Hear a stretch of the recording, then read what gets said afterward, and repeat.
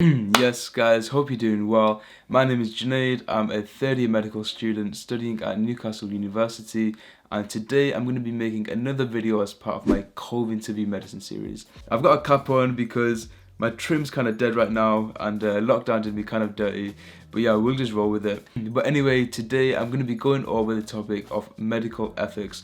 Now, this is one of those things that medical schools really want to make sure that you fully understand and are sort of able to apply in real life situations. And although you might not be asked about the principles of ethics directly in your interviews, you will be asked to sort of apply them to different questions in different scenarios.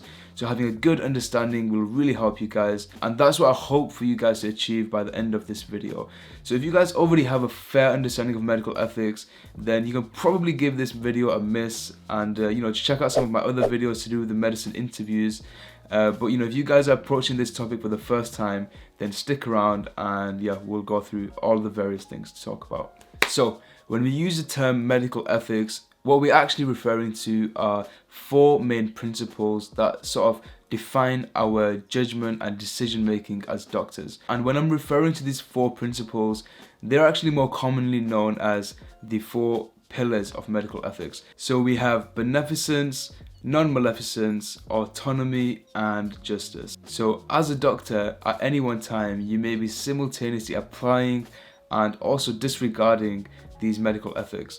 And you're probably thinking to yourself, why would there be, core principles or core ethics if we're to disregard them? But the truth is that sometimes making decisions in medicine can be kind of messy. And that does mean that sometimes we have to prioritize certain principles over others. But yeah, that little overview aside, let's dive deep into these four pillars of medical ethics. And we kick things off with beneficence. So essentially, beneficence is all about acting in the best interests of the patient. And that's probably a term you guys have heard used, many times. But the word itself derives from Latin, from I think it's benefactum, if I remember correctly from my notes. Benefactum, and that means good deed. And yeah, essentially that's exactly what it is. So the key to ensuring that you're actually acting in the best interests of the patient is to sort of have a holistic perspective of the patient's care. And what that means is, you won't just focus on the disease or the condition that the patient presents with. We also consider the patient's feelings, their expectations, and we just sort of view them as a whole human being and not just someone with a disease. And the reason we do this is because as doctors, it's so easy to get completely bogged down by the disease or the condition that a patient presents with. And sometimes this results in us neglecting the patient's emotional needs and not catering for their expectations or feelings. And these should make up a huge component of our overall care for the patient. So factoring these in is really important in just making sure that your care is of the highest standard. So when we actually apply beneficence in our practice as doctors, it basically asks us to promote a course of action for a patient. And this will be something that will benefit the patient in some way or another. So a quick example would just be an orthopedic surgeon operating on a hip fracture patient. And obviously there's many benefits of this because it will allow the patient to walk again. So whilst it's important that you promote a course of action such as performing surgery on that patient, it is equally as vital that you de-promote certain courses of action. And you can almost think of beneficence as a ranking exercise where you'll rank the best course of action to the worst. Now next we move on to non-maleficence, and this is something that's derived from that famous quote in the Hippocratic Oath, do no harm. And yeah, that's essentially exactly what it is. So non-maleficence and beneficence often go sort of hand in hand, and you can almost think of non-maleficence as a principle that helps set the threshold for treatment. So when we apply non-maleficence in our practice as doctors, it will really allow us to sort of make a judgment on whether the benefits of a treatment outweigh the burdens. So back to that hip fracture example I gave when I was talking about beneficence. Technically speaking, when you operate on a patient, you are harming them because you're cutting into them, and the patient might also have post-op complications like infection, but you have to think about the reason you're doing that procedure. And the overall benefit of doing these procedures often far outweighs the sort of potential complications of these surgeries. So in this case, we utilized beneficence because we felt as though we did what's best for the patient, but we sort of disregarded non-maleficence because technically we did cause harm to that patient, but we did it because it was in their best of interests. Now, sometimes that script is completely flipped around. So, you can often cause the most harm to a patient when you're doing what you believe is in the best of interests.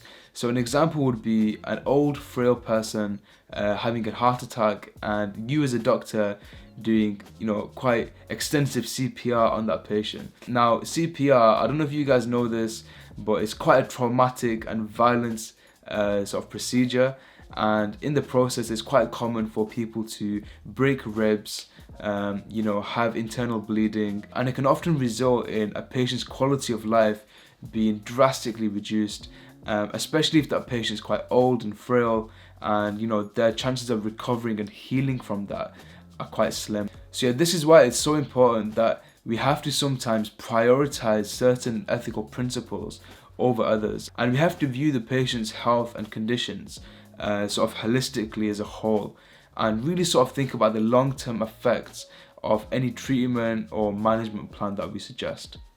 So next we move on to the principle of autonomy, and this is all to do with the patient's right to accept or refuse treatment. Now, it's something that's often quite overlooked, and that's the fact that patients do have a right to refuse treatment, even if that treatment is in their best of interests and it can help cure them. So when it comes to maintaining a patient's autonomy, it's vital that we as doctors assess that patient's capacity to make an informed decision, and this falls under the Mental Health Act of 2005. So when it comes to assessing capacity, we want to make sure that a patient fully understands their own condition, that they understand the treatment options available to them, and that they understand the pros and cons of each treatment. We also have to make sure that a patient is able to retain information, because there's no point you explaining certain things to a patient and them not being able to remember that information and sort of make an informed decision.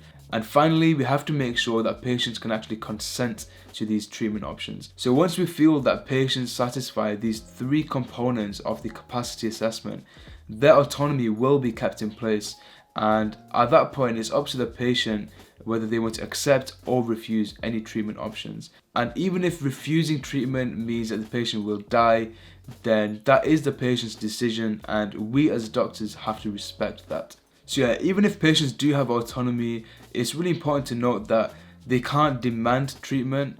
They can only sort of make decisions on treatment that's presented to them.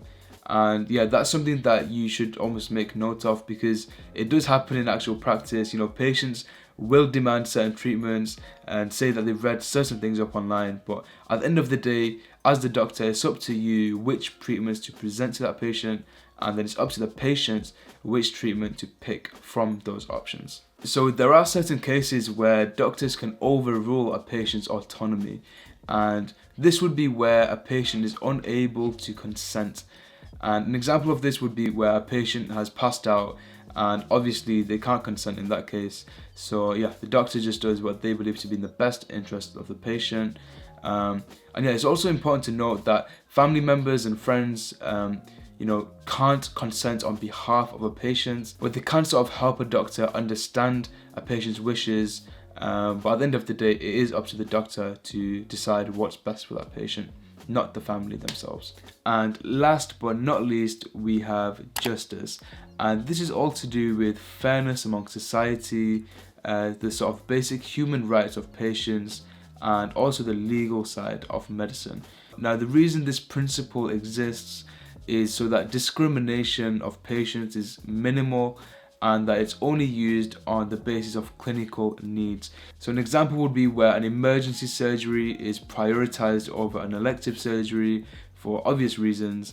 And another aspect of justice is societal justice, and this entails the fact that as humans we should all have an equal right and equal access to healthcare, And this is something that the NHS does try to achieve, but obviously there are certain disparities amongst different areas of the UK, but I'm not going to go into that in too much detail. But yeah, the key thing with justice is if you are going to prioritize a certain group or a certain patient over others, you have to be able to justify your reason for doing so and sort of relate that to the sort of overall net benefit to society. But yeah, that's just a quick summary of what justice is. Not too much to talk about in there. And that is a wrap on the video, guys. I hope I explained those 4 pillars of medical ethics well. And if you guys have any feedback, then drop them in the comments below. And yeah, you guys should check out my other COVID interview medicine videos, or just check out my vlogs if you want to be entertained and can't be asked with the whole interview side of things. But yeah, I hope you guys enjoyed this video. You know the drill. Drop a cheeky... I said that wrong. You know the drill. Subscribe, drop a cheeky like, and yeah, hopefully I'll catch you guys in the next one. Peace.